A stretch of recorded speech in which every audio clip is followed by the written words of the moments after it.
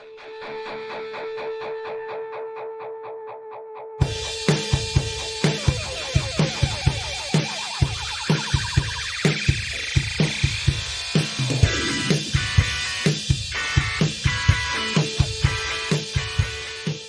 to the Student Ministry Podcast. This is episode 70 of the Student Ministry Podcast. I'm your host, Steve Cullum.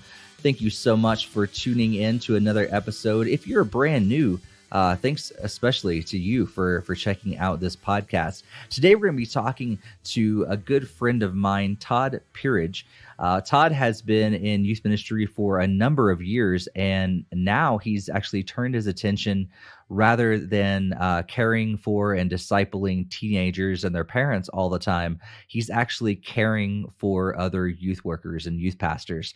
So we're going to talk a lot about what his ministry looks like to you and to me and to others out there who are doing youth ministry.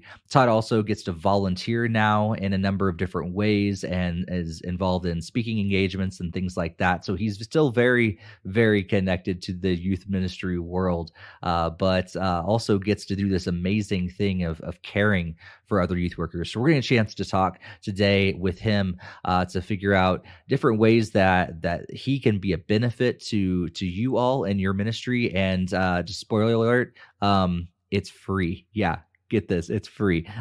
You're going to want to listen to this because it's an awesome resource. But before we get into any of that, I just want to thank you guys again for tuning into this episode. And if you're new, be sure to subscribe. Be sure to share this with other youth workers that you know that might enjoy this.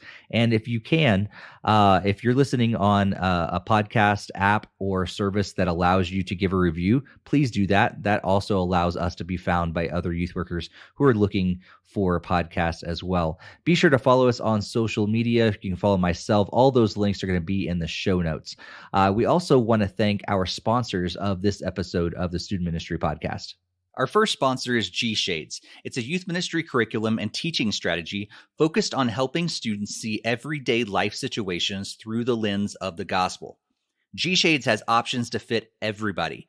With 3 plans to choose from, this curriculum gives you the resources that you need to do what you want to do better. Do you simply need message outlines, discussion guides, and games? That's just $16 a month. If you're looking for higher production value, including bumper videos, Instagram devotionals, and parent guides, that's $25 a month. And do you want an affordable youth ministry video curriculum that will help you increase your online reach during the pandemic? G-Shades has you covered for only $36 a month. You will not find youth ministry video curriculum at that price anywhere else. G-Shades does an excellent job of not just teaching students the typical things that we teach them in youth group, but allowing them to see every life situation that they go through the lens of the gospel. G-Shades creator Mike Haynes has actually been on the podcast for episodes 32 and 55. So if you'd like to learn more about Mike, you can check out both of those episodes. You can also head over to gshades.org. That's GSHADES.org to download season 2 of G-Shades Youth Ministry Curriculum. And be sure to use the promo code TSMPOD. That's for the Student Ministry Podcast. That's TSMPOD at your checkout to receive $5 off your order. G-Shades, seeing life through the lens of the gospel. Our other sponsor is MinHub Youth, which was actually developed by a fellow youth pastor. MinHub Youth helps you store and track your student, staff, and parent info, as well as attendance for your events. There are a lot of features, but today I want to talk to you about ministry moments. Tracking attendance is great for knowing who showed up to your event, but MinHub Youth takes it a step further. Right after each event, as you're reflecting on how it went, you can actually go in and log the significant ministry moments that happened during that event. There's a feed that shows your recent events and ministry moments, so you can easily get an overview of not just who was at the event, but what God was doing during the event in the lives of your students. On its own, the app is only $5 on iOS or Android, and you can use it forever on that one device without ever paying any more. But if you want to sync your database across multiple devices or with your leaders, you can sign up for MinHub Sync service and support the Student Ministry Podcast by visiting minhubsync.com/SMP for Student Ministry Podcast. That's minhubsync.com/SMP.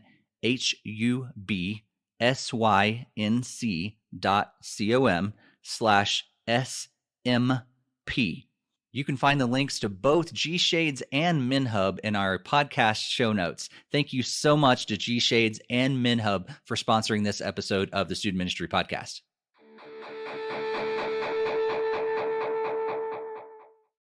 Well, hey, Todd, thank you so much for being on the Student Ministry Podcast.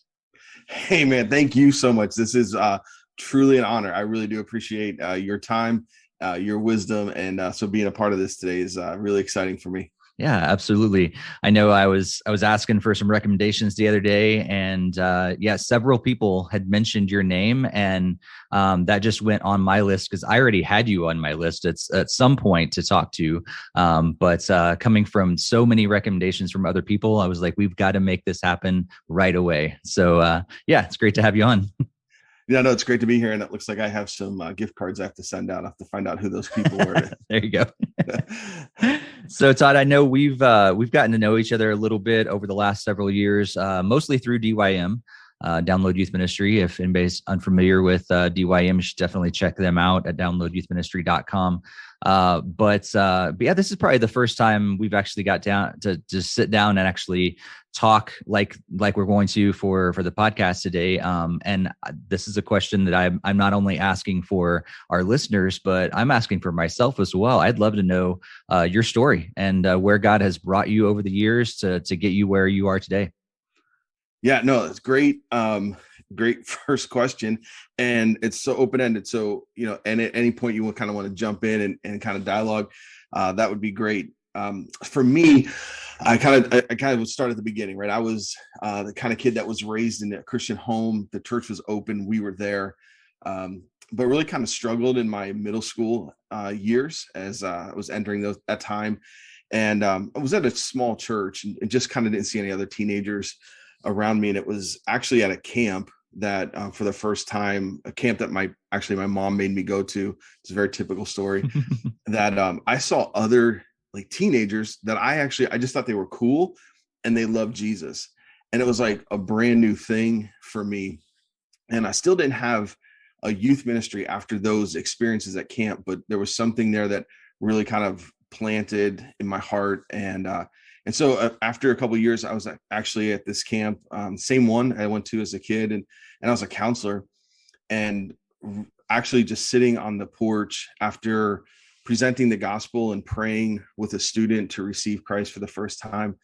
I actually just sat there and audibly said these words like, God, if you'd let me do this for the rest of my life, that'd be awesome.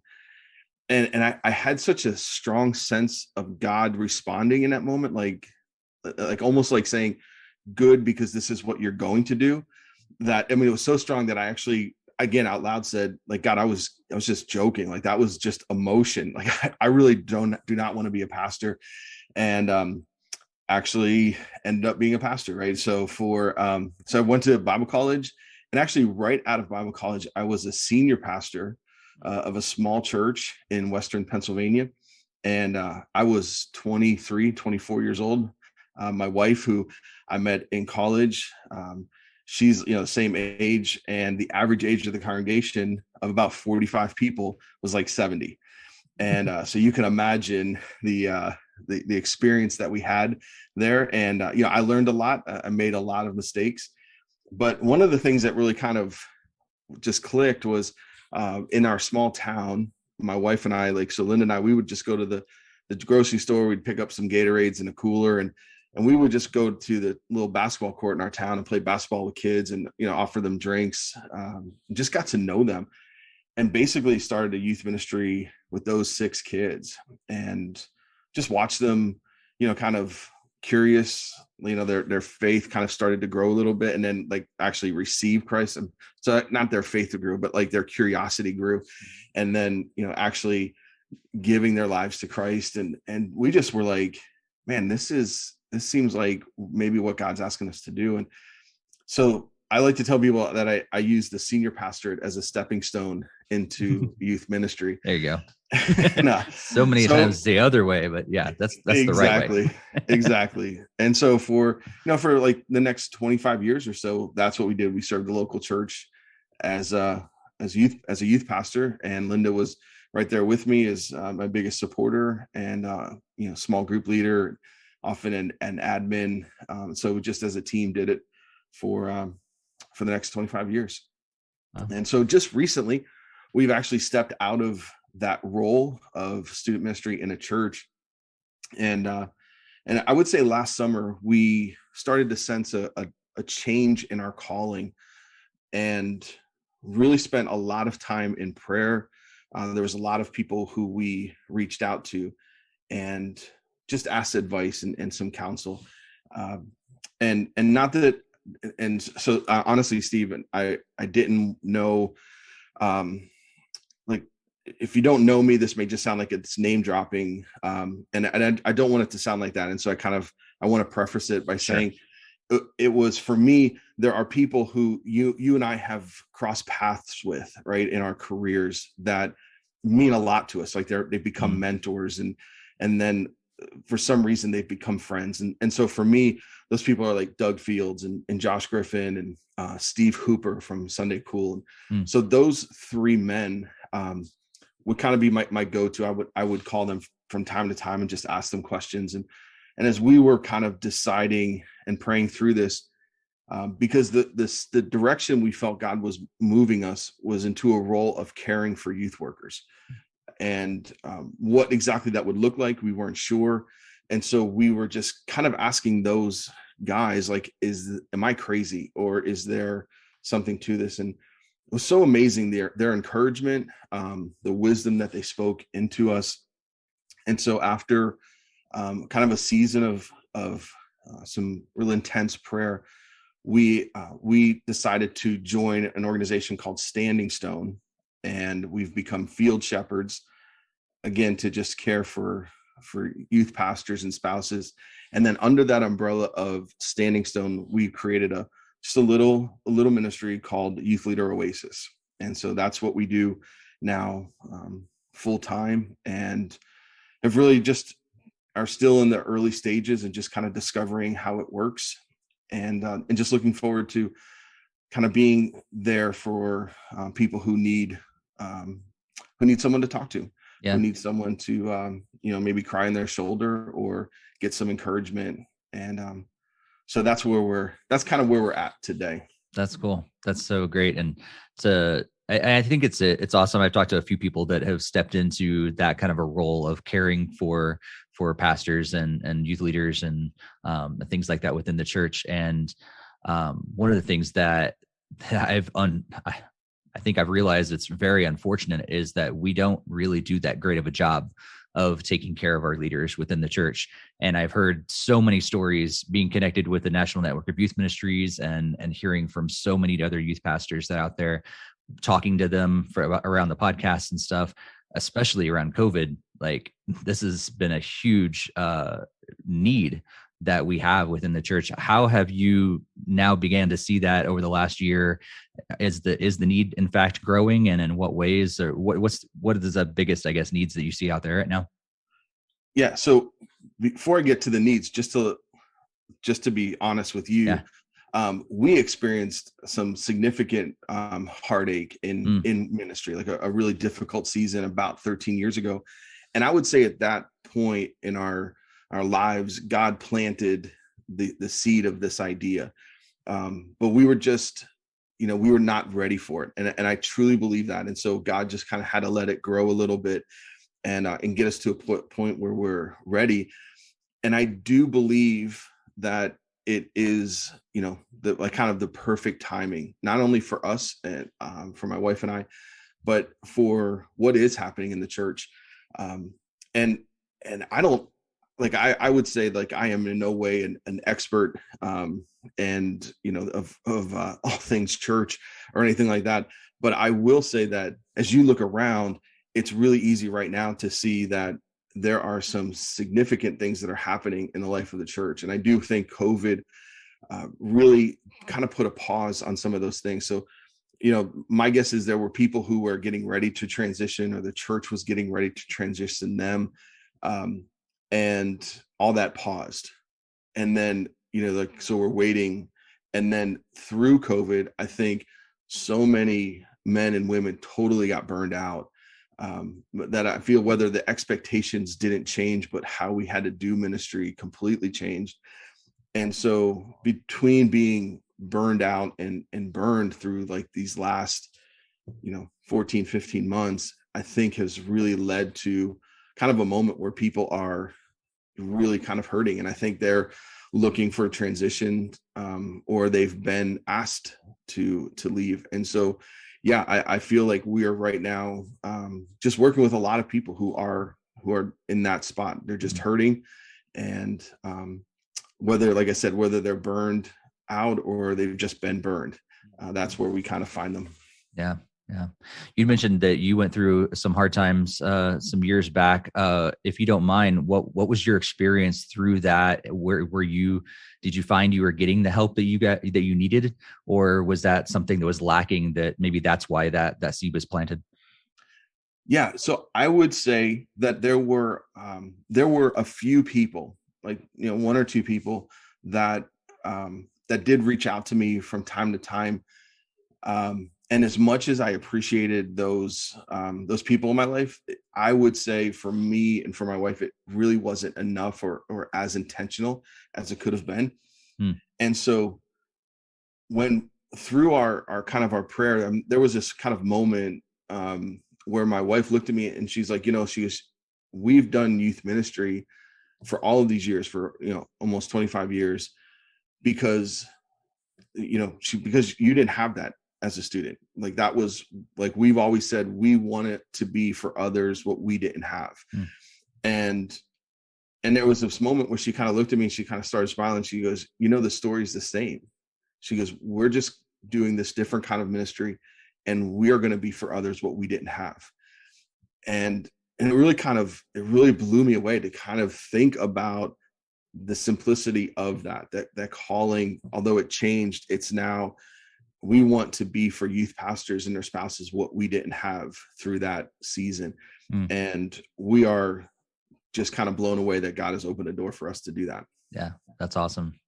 So I'd love to talk, about that ministry. I know you said it's still fairly new. You're still learning the ropes and figuring out what that exactly looks like. But as of now, what does it look like to be that coach, that mentor, that encourager for other youth pastors on a regular basis?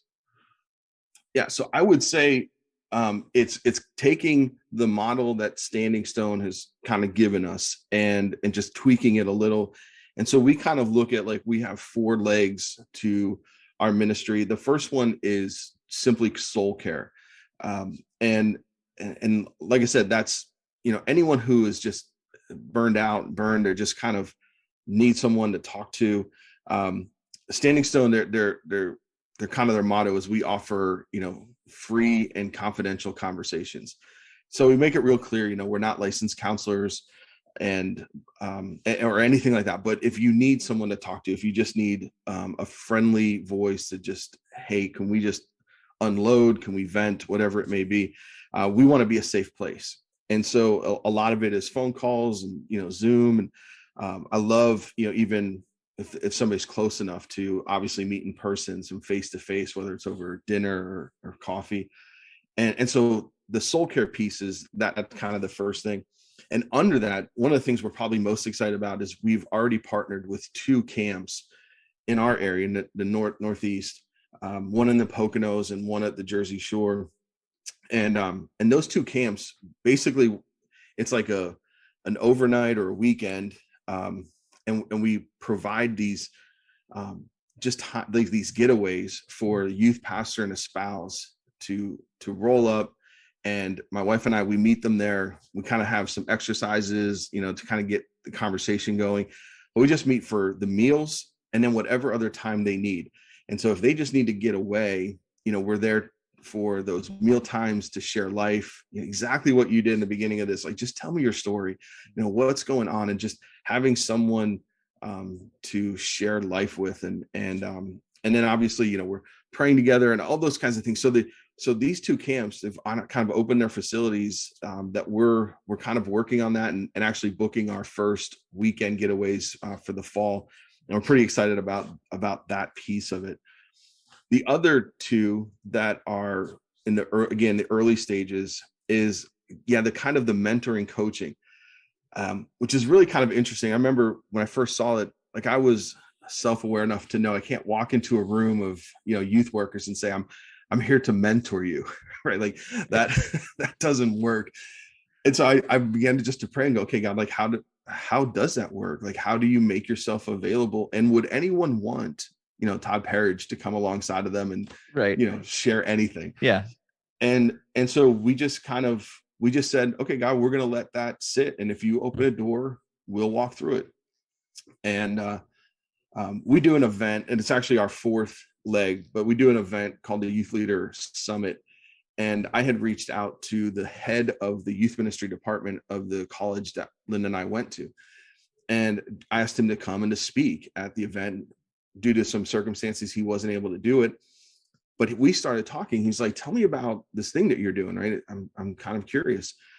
And so as we started talking and sharing our heart and what we wanted to do for youth workers, I remember he just goes, Todd, I need to get my guys connected to you. And I was like, oh, yeah, that would be kind of cool. And then he's like, would you come speak to my class from time to time? And I was kind of blown away. I was like, well, of course. And then while we're on the phone, I said, kind of taking it to the next level, what if we took a bunch of youth pastors and a bunch of your students and we just put them in a room for a weekend and just let the older guys share they didn't teach me this in college stories, and let the younger guys encourage the older guys, and just put it like, imagine if all of a sudden we have this group of men and women who are just kind of interacting, because that younger group, when things go bad, they have a whole group of people they could reach out to, right? Oh, hey, I remember you shared that story. What did you do? Right? Tell me again, how did you get out of it?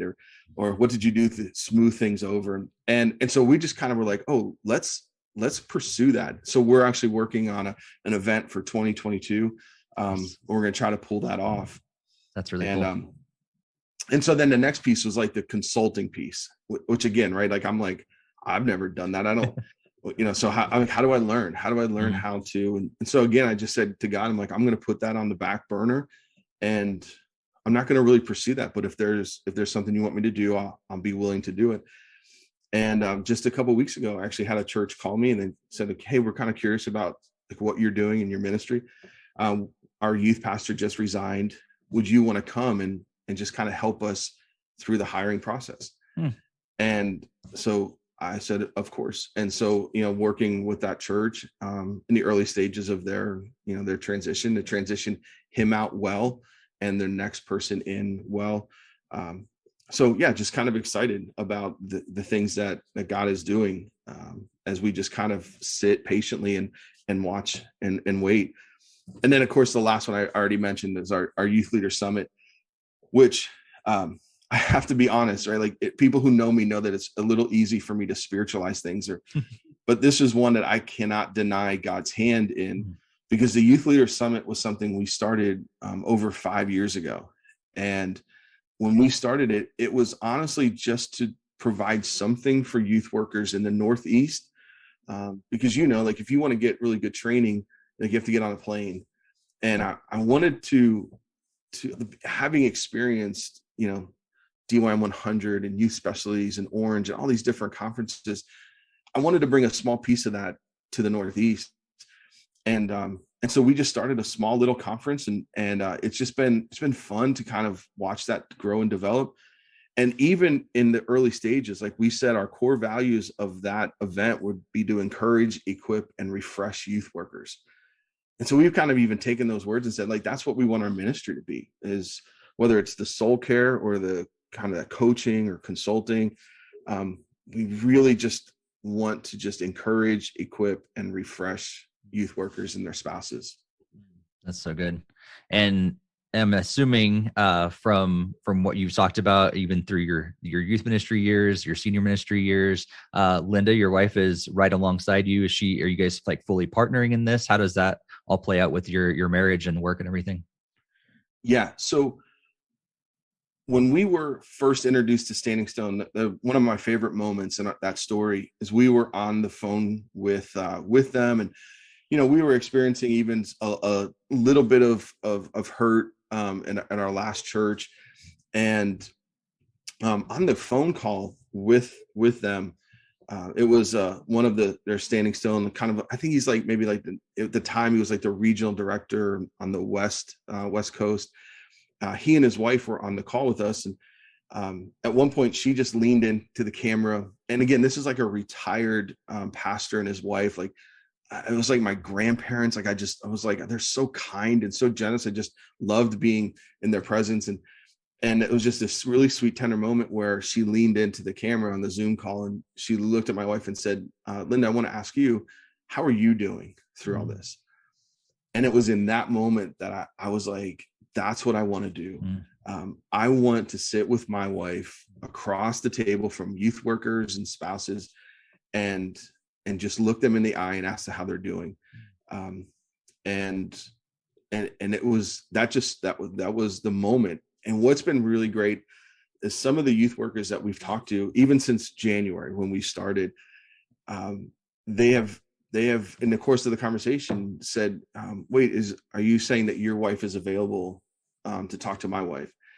And of course, and so they've gotten on the phone, and we know that youth workers is not just men, right? That it may be male dominated, but it's not just men. And so I love that my wife has been like a volunteer youth worker for all this time, that while she hasn't been on staff, I think that she could have a really valuable conversation with a female youth worker who needs someone to talk to.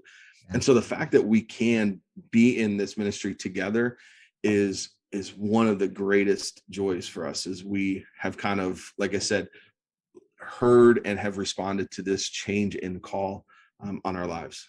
That's awesome. That's so cool. And just from my personal experience, yeah, I'm with you. I love having my wife right alongside me throughout my ministry. It's one of the biggest joys that I get that God gives us is being able to like partner alongside each other in ministry and to do those things. And so that's cool that you guys do that. Maybe even do it even more partnership with the ministry you're doing now. Yeah, I definitely think that it will, and especially when you look at how God has designed us, that my wife is, more of the quiet, introverted person, but amazing with details.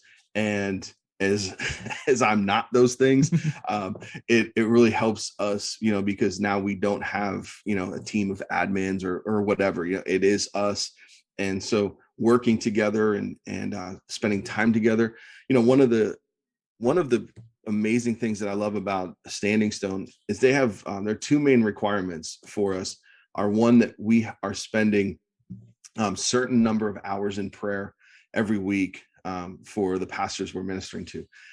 And the second thing is that we take a full 24-hour period off every week.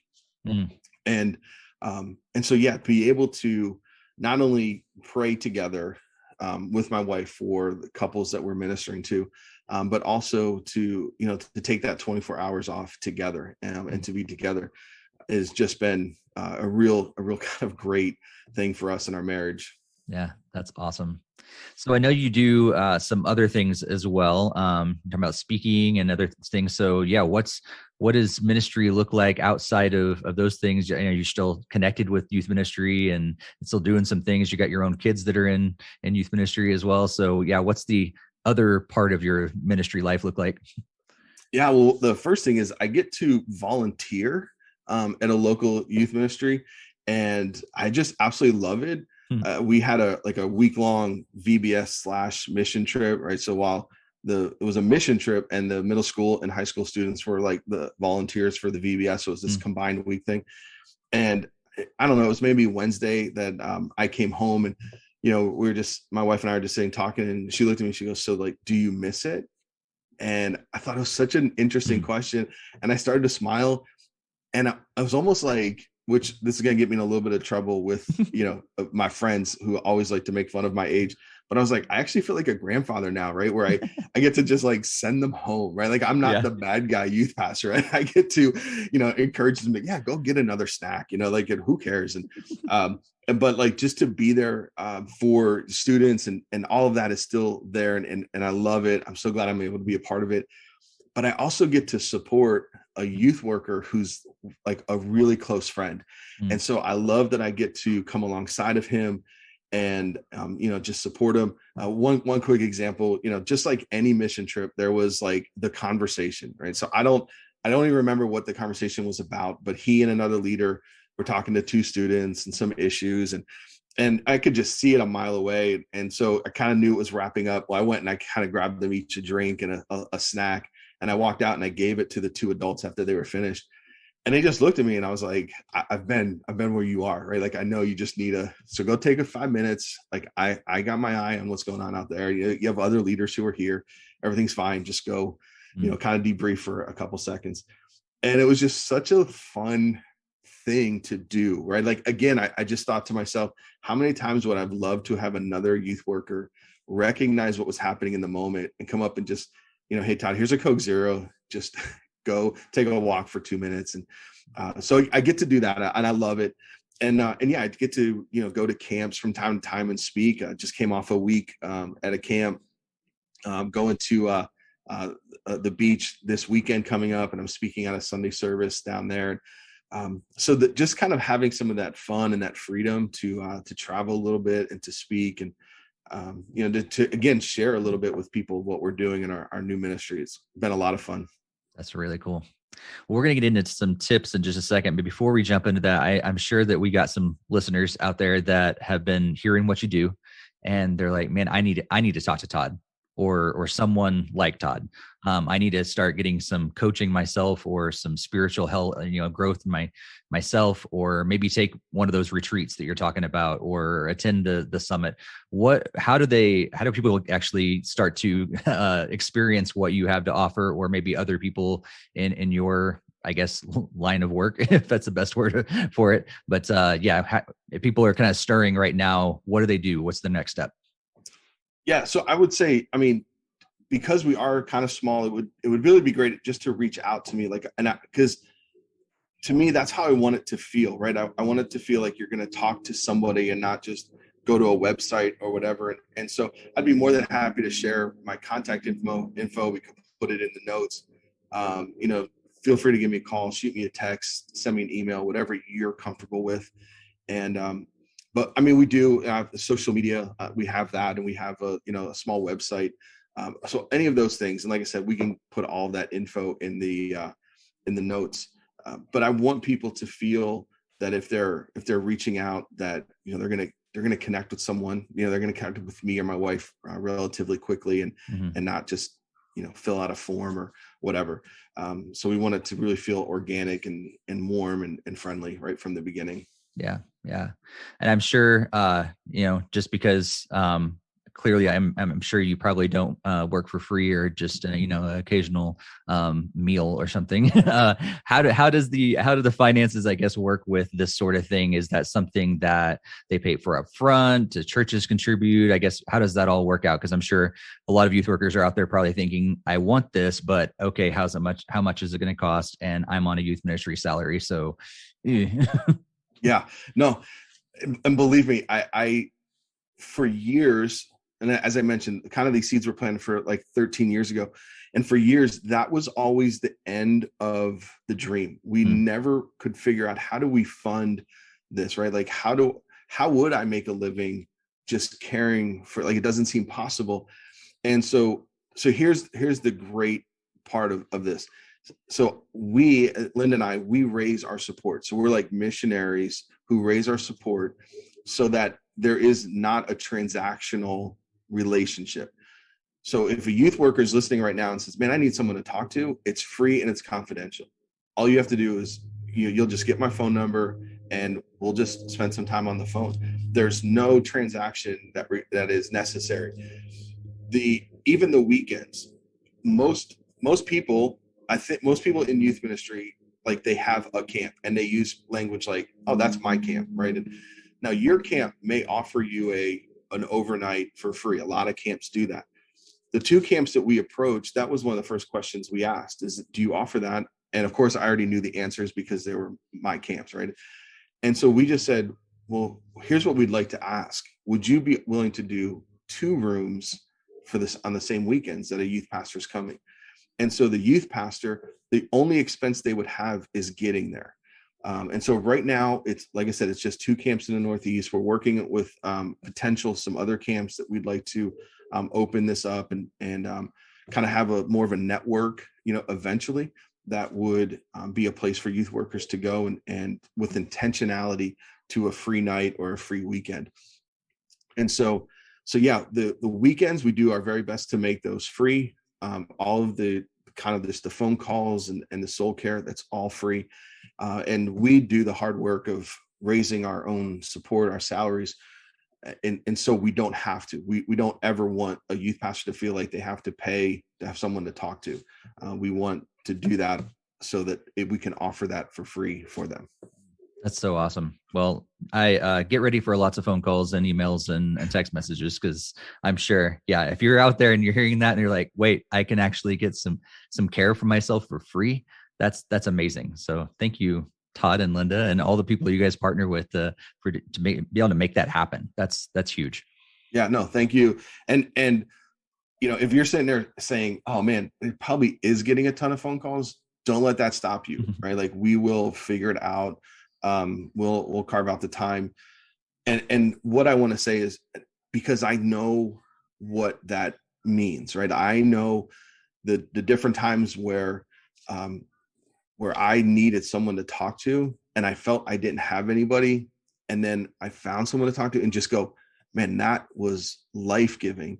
And so, while I may not, impart any great wisdom or anything like that, I just want to be there to be an ear, someone that can say, hey, I know what you're going through. I've experienced that hurt. And, let me hear your story, and let me be someone that on some level is going to say, hey, it's going to be okay. You're going to get through it. And if the conversation needs to go deeper places, we're more than willing to go there. Cool. Well, Todd, you've expressed so much wisdom already today. And I just want to dive into that just a little bit more before we wrap up today. You've got so many years of experience in youth ministry. You've got an audience of youth workers out there that are listening to the podcast. What are a couple tips that you'd like to share with them today before we wrap up? Yeah, I would say there would be three tips that I would like to just kind of remind people of. And again, nothing that I'm about to say is brand new or you're gonna be like, oh, I've never thought of that before. The first one is truly do not do ministry alone. I'm such a huge fan of networking, local networks if you can do it. If you don't have one, then start one, right? Get on the phone with even just one other youth worker in your town and just say, hey, can we get lunch once a month? And just have someone that you can, bounce ideas off of, share life with. The networks for me in my career have been times life-saving. It's been some of the most encouraging times. And so I'm a big fan of the National Network of Youth Ministry, the things that they're doing. And so, like I said, if you're brand new, like you're just starting out in ministry and just got to your church and go, where do I start? Like, just start calling around other churches and asking, hey, do we get together? Is there a network? And just find that and get involved. Don't do ministry alone. That'd be the first thing, which I know you're a big fan of. Absolutely. Yeah. As well. Yeah. The second thing is, don't be afraid to ask for help. Within that, even within the network or with someone like me, like if you're hearing this today and saying, I really could use someone to talk to, don't, for whatever reason, don't let anything get in the way of that. I feel, I don't know what it is that sometimes we just feel like, oh, I can get through it. I just kind of push through, or if buckle down, or whatever the phrase might be. I would just encourage you to pick up the phone, reach out to me or to someone in your network, and just, do not be afraid to ask for help. I think the body of Christ, that's what we're here for. We're here for all of those one another verses. And I love now that we get to kind of be an active role in people looking for help or asking for help. Yeah. And then the last one would just be this, always care for your spouse, in your family. If you're married, if you have kids, care for them, make sure they're doing okay. All of the statistics that we're looking at as we kind of started this was whether it was burnout or whether it was the effects of ministry on marriage. The person who was in ministry, whatever their number was, their spouse was higher. And that's significant. And I really think that, we need to, as ministers of the gospel, we just need to care for our families and our spouses and ask them how they're doing. Are they burned out? Are they frustrated? And, and again, that may be like, you might be saying, hey, I'm doing great, but my spouse needs someone to talk to. So who do they go to? Well, again, we are there. We're there for them. It was years ago. It was, I think it was at a youth specialties. We're in Atlanta. Andy Stanley was there. It was right around the time he wrote the book, Choosing the Cheat. And he said, he said this thing that I heard it probably 100 different times, but that day just meant something to me. And he just said, before you got to your church, they probably had a youth pastor. And after you're gone, they're going to be able to find another youth pastor, but your spouse and kids only get one of you. And that statement has had a profound impact on me. And so a lot of what we do is wanting to make sure that, the family is good. The family is healthy and cared for. So those would be my 3 tips, if you were. Nice. That's so good. Yeah. I think we could probably have an extended podcast on all 3 of those tips because they're so important, and probably tell stories of all the times where I've not taken those tips to heart, even though I know I should.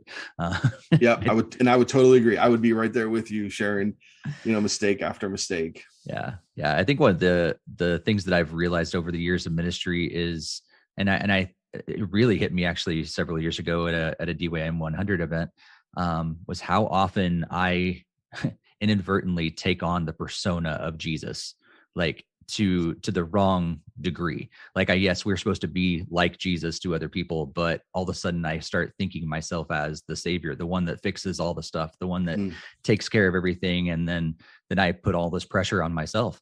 And I'm not taking care of myself like I should. I'm not asking for help. I'm not leaning on other people. My wife is now neglected, and all those things when I should be leaning more on Jesus, leaning more on each other. And so, I think we could probably just listen to those tips on repeat over and over and over again. Right. And to me that I love the simplicity of them. And yet how the depth and how profound they are when they're actually lived out. And so to me, I'm kind of consider myself a pretty simple guy. And so try to make it as easy for me to understand as possible. Nice. So Todd, I'm sure, people are going to want to connect with you. We'll put a lot of links in the show notes for you guys to connect with Todd and all that he does. But what's the the social medias, their emails, the things that be the easiest for people to connect with you on? Okay. Yeah, no, we would love for you to connect with as many people as possible. We do have an Instagram. It's just Youth Leader Oasis. And so you can find us on Instagram. And then we do have like I said, a small web page that's youthleaderoasis.carrd.co. And so again, on that landing page, you'll find my phone number, my email address, and all those things. But I would love for people to follow with us and connect with us, even in the good times, right? That's actually really beneficial for me. Oftentimes when you're dealing with hurt and brokenness, you can get a negative leaning towards the church. And I work real hard not to get to that place. I love the church. Obviously, all the things that it's done for me and all the benefits that I have. And this is the body of Christ. But sometimes the church doesn't do it right and can cause hurt.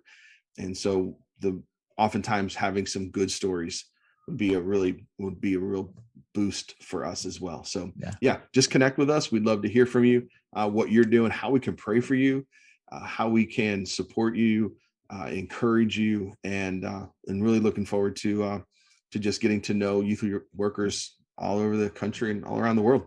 That's cool. That's cool. And yeah, I'd say not only is that a boost for you probably to hear the good stories, but also if you develop that relationship during some good times, when those hard times come, then you can refer back to those good times again together, and you know more of the whole story instead of just the negative side of things, I guess, too. Yeah, absolutely. That's a great point. Absolutely. That would be true. That's cool. So, well, thank you so much, Todd, and say thanks to your wife as well, Linda, I will. and all that that you guys have done for youth workers over the last year, and what you're going to do, and especially all the work that you've done for students themselves and their families over the last 25 plus years, and all the work that you're going to do in the future. It's so exciting. So, may God bless all your ministry that you do. Thank you so much. Thanks so much for having me. This has been just a real blast. I've really enjoyed hanging with you today and getting to share a little bit of our story. So thank you. Yeah. Thanks so much for being on. And thank you so much for tuning in for another episode of the Student Ministry Podcast. Be sure to check out all that Todd and his wife Linda do. Check out their social media, get in contact with them. Even if you think you're not doing horribly right now, that's a good time to have just a quick check-in with them and get on their radar and make sure you start asking questions. So you, just like marriages, like if you're married, don't wait until it's too late to get the help you need. Maybe you're in a good place right now. Reach out for help right now. But especially if some of you are struggling, be sure to reach out to Todd and or Linda and just take advantage of all that they have to offer in this care that they do for other youth workers, and continue to lift them up in your prayers as well. So all the links to their ministry, where you can find them, is going to be in the show notes. So make sure you check that out. Also, you're going to find links to our sponsors, both G-Shades and MinHub. So be sure to head over to gshades.org to get season 2 of G-Shades curriculum. And you can use the promo code TSMPOD, that's TSMPOD at checkout to receive $5 off your order. And you can also head over to minhubsync.com/SMP. That's minhubsync.com/SMP for Student Ministry Podcast. You're not only going to be able to sign up for their sync services through MinHub, but you're also going to be able to support the Student Ministry Podcast by heading to that site. Thanks to both G-Shades and MinHub for sponsoring this episode of the Student Ministry Podcast. We're going to be back next time with another great youth ministry conversation. But until then, thank you so much for being here. Be sure to share it with other youth workers, and may God bless your ministry.